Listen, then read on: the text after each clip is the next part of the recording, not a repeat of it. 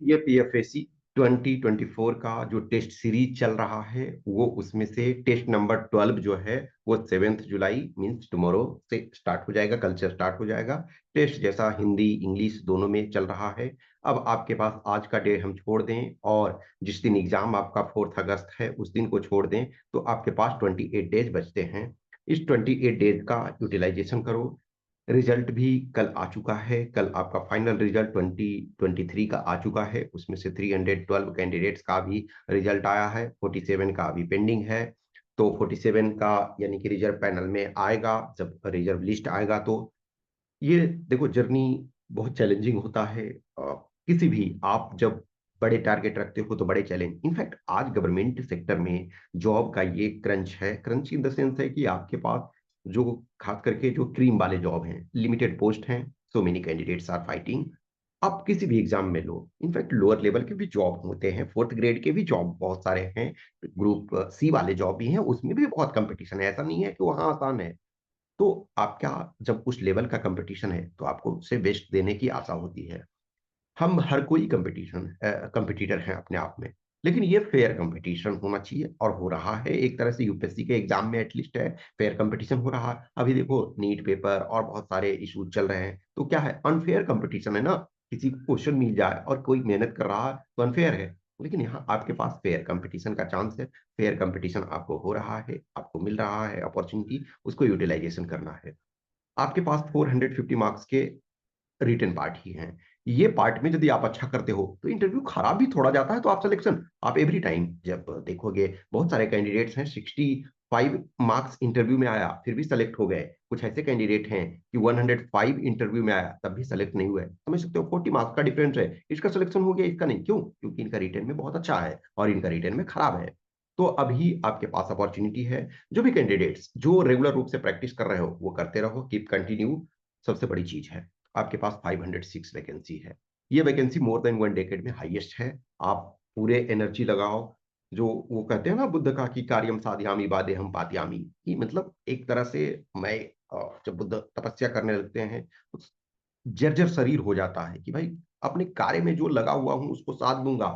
आपके पास जब रिजल्ट होता है तो फ्रूट्स बहुत ज्यादा है। हाँ, there are candidates who will say कि यस, मुझे सीआईएफ नहीं मिलेगा तो मैं ज्वाइन नहीं करूंगा, मुझे आईटीबीपी नहीं मिलेगा तो नहीं ज्वाइन। वैसे होते हैं कैंडिडेट्स, लेकिन आप देखो कि कंपटीशन ही बहुत टफ है। बहुत tough competition in the sense है कि पहले आप रिटन क्वालिफाई करते हो, फिर फिजिकली फिट होना है, फिजिकल मेडिकल, फिर पर्सनालिटी टेस्ट। पर्सनालिटी टेस्ट में भी आपका 1/3 कैंडिडेट्स को का सिलेक्शन होगा, बाकी तो नहीं होगा।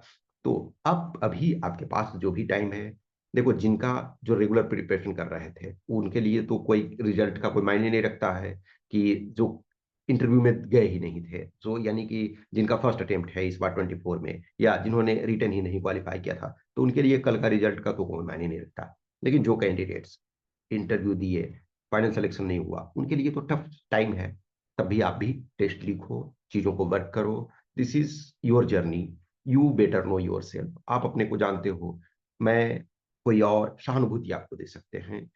जब मैं एज ए मेंटर के तौर पे कुछ क्वेश्चंस क्यूरी डाउट्स होता है उसका मैं समाधान कर सकता हूँ, लेकिन at the end of the day मेहनत आपको करना है, आप चीजों को करो। ये जब हम टेस्ट चला रहे हैं रेगुलर बेसिस पे, ये शेड्यूल चलते चलते हम यहाँ तक पहुंचे हैं। 12th टेस्ट आपका है, 13th टेस्ट जो होगा वो 21 जुलाई को होगा। और उसके बाद ऑब्वियसली बात है आपको कुछ टाइम भी मिलना चाहिए ताकि आप चीजों को, और एवरी देखो जो भी टेस्ट हमने रखा है सब में ड्यूरेशन दिया है। अब जो कैंडिडेट्स रेगुलर रूप से टेस्ट लिख रहे हैं, जो कैंडिडेट रेगुलर रूप से वर्क कर रहे हैं, तो उनका सिलेक्शन होता है। लेकिन रेगुलर रूप से वर्क करने का भी सबका सिलेक्शन नहीं होता है ना। सीट्स कितने हैं आपके? 500, लेटेस्ट एक 506 सीट्स हैं।